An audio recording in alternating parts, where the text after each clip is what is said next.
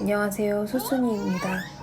어느덧 10개월이 된 저희 딸아이는 어마어마한 활동량을 자랑하고 있습니다. 오늘은 아이를 낳기 전에는 생각지도 못했는데 부모라면 다들 겪을 것 같은 일들을 이야기해보려 하는데요. 불편한 얘기도 있어서 어떻게 말해야 할까 고민이 많았습니다. 요즘 저희 부부는 하루에 한 번 이상 반드시 외출을 하고 있습니다. 산책하며 여기저기 구경하는 걸 좋아하는 아이를 위해서인데요. 아이를 데리고 다니다 보면 본의 아니게 많은 사람들의 관심의 대상이 되곤 합니다. 특히 어르신들의 관심을 한 몸에 받게 되는데요. 감사한 순간도 많지만 당황스러운 순간들도 많아요. 더운 날씨에도 불구하고 아기가 맨발일 때면 아기 춥겠다, 양말 신겨야지 라는 소리를 정말 많이 들었고요. 아이가 울고 있으면 배고픈가 봐, 엄마가 맘마 안 줬어? 이렇게 부모의 대처를 탓하는 듯한 말씀들도 많이 하십니다. 아이들마다 체질이 다르고 울음에도 여러 가지 이유가 있는데도 말이죠. 아기를 소중히 여기고 위하는 건 어느 누구보다 부모들이 더 열심일 텐데 어르신들 눈엔 저희 부부가 아직 미숙해 보여서 그런 걸까? 좋게 생각하려고 노력은 하는데 외출할 때마다 듣게 되니 그 스트레스도 이만저만이 아니더라고요. 이미 육아로 인해 지칠 대로 지친 부모들에게 우려보단 격려의 한마디를 해주시면 훨씬 큰 힘이 되고 좋을 것 같아요. 사실 이보다 조금 더 당황스럽게 하시는 분들도 있는데요. 양해를 구하지 않고 아이의 몸을 덥석 만지시는 분들이 의외로 많습니다. 잠깐 벤치에 앉아 쉬고 있는데 지나가던 할머니께서 무작정 아이를 데려가 안으려고 하신 적도 있고요. 마트에서 한참 물건을 고르고 있는데 인기척이 느껴져 돌아보니 한 아주머니께서 이미 아이의 발을 잡고 흔들고 있었던 적도 있습니다.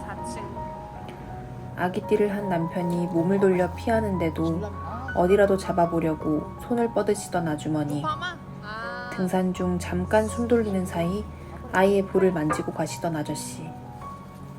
더 말하진 않겠지만 생각보다 자주 겪는 일입니다.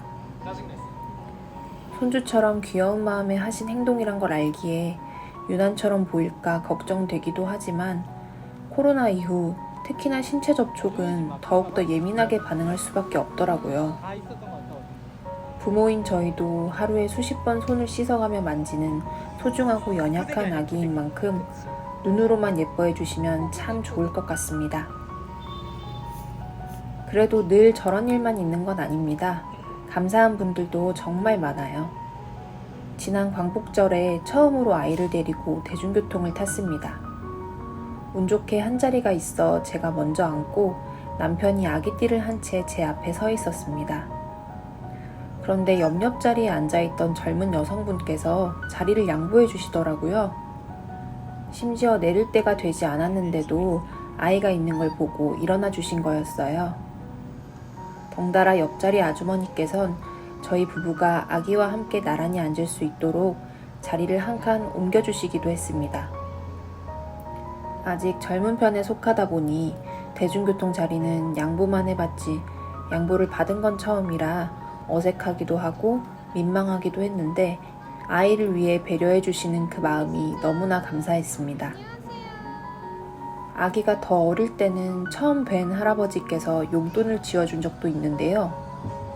식당을 갔는데 한 할아버지가 저희 딸아이에게서 눈을 못 떼시더니 한사코 거절했는데도 손주 생각이 나서 꼭 주고 싶다며 아이 손에 10,000원을 쥐어주셨던 기억이 납니다. 다음은 외출 준비와 관련이 있는데요. 출산 전엔 외출 준비에 30분이 걸렸다면 지금은 아이가 1명 생겼을 뿐인데 준비 시간이 2시간까지도 늘어났어요.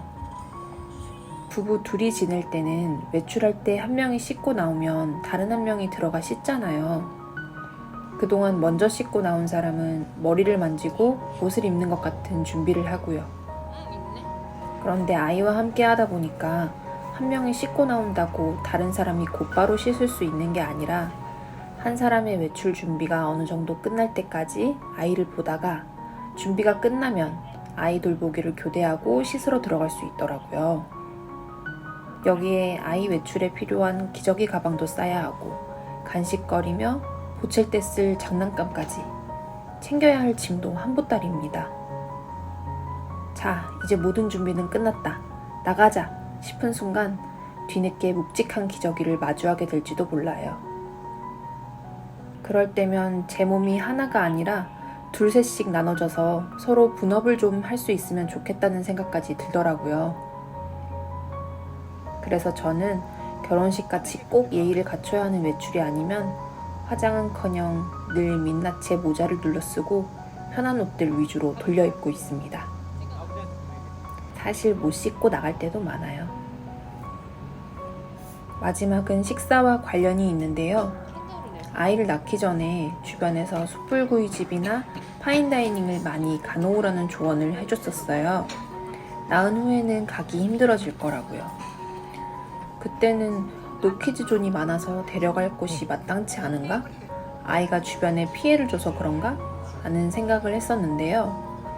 직접 아이를 낳고 겪어보니 그게 이유가 아니더라고요. 저희 집은 남편이 요리를 도맡아 해주는 덕분에 대부분의 식사를 집밥으로 먹고 있긴 하지만 집에서 하기 번거로운 음식이라거나 외출이 길어지는 경우 종종 외식을 하기도 하는데요. 아이를 데리고 식당에 갔을 때 싫어하는 눈치를 받아본 적은 없었던 것 같아요. 오히려 아이 보기 힘든 세상이라며 식당 사장님들이 최대한 배려해 주셨고 주변 손님들도 아이를 예뻐해 주셔서 기분이 좋아질 때가 많았습니다. 다만 외식의 관건은 아이의 컨디션에 달려있는 것 같아요. 어떤 식당에 가든 주문하고 식사를 끝내기까지 1시간 정도는 들잖아요. 처음 10분에서 15분 정도는 장난감이나 간식 등으로 아이의 지루함을 달래줄 수 있지만 금방 힘들어하고 칭얼거리더라고요. 아이가 보채기 시작하는 순간부터 마음이 조급해집니다. 다른 사람들이 눈치를 준 적은 없지만 괜히 눈치가 보이는 느낌이랄까요? 주변에 피해를 주지 않기 위해서 결국엔 남편이 아이를 안은 채 한 손 식사를 하거나 부부가 교대로 식사를 하기도 합니다. 밥이 코로 들어가는지 입으로 들어가는지 오랜만에 나온 외식임에도 편히 즐기지 못하고 쫓기듯 나올 때도 있었어요. 카페 가는 것도 부담스러워서 아예 홈카페를 차리기도 했습니다. 저희는 둘 다 커피를 좋아해서 연애 때부터 카페를 자주 갔는데요. 아이와 함께 카페에 가보니 결국은 얼마 못 가 테이크아웃을 하게 되더라고요. 사실 카페를 가려고 외출하는 것도 쉬운 일이 아니고 둘 다 육아휴직 중인 상황에서 매일 나가는 커피값도 부담스러웠습니다. 그래서 집에서 편하게 즐기자는 마음으로 커피 머신을 구매하게 됐어요. 저희가 선택한 건 필립스 1200인데요. 원두와 물만 넣고 버튼을 누르면 분쇄부터 에스프레소 추출까지 한 번에 돼서 편하더라고요. 아이 보는 중에도 버튼만 눌러 놓으면 커피가 나와 있으니까 육아하는 집에는 적극 추천하는 제품입니다. 원두에 따라 맛 차이가 있겠지만 저희가 마시는 원두 기준으로는 메가커피나 컴포즈 커피 같은 저렴한 커피 브랜드들보다는 훨씬 나은 것 같아요. 저희가 주로 쓰는 원두는 수달리 커피의 너티 초코 블렌드입니다. 산미가 적고 고소한 편이에요. 향은 깊고요. 집 근처에 커피가 정말 맛있는 카페가 있는데 아이 때문에 자주 오기 힘든 저희 사정을 말씀드리고 원두를 물어봐서 같은 걸로 주문해 마시는 중입니다. 홈카페를 차리고 한 달 커피값 20만원이 원두값 6만원 정도로 줄어서 이미 머신값도 뽕 뽑은 것 같아요. 출산 전엔 생각도 못했지만 출산 후 반드시 겪게 될 일들. 사실 더 많은데 다 얘기하자니 영상이 너무 길어지는 것 같아서 다음번에 기회가 되면 또 이야기 꺼내보겠습니다. 혹시 궁금하거나 이야기했으면 싶은 것들 댓글로 달아주시면 참고하도록 할게요. 오늘도 제 이야기 함께 들어주셔서 고맙습니다.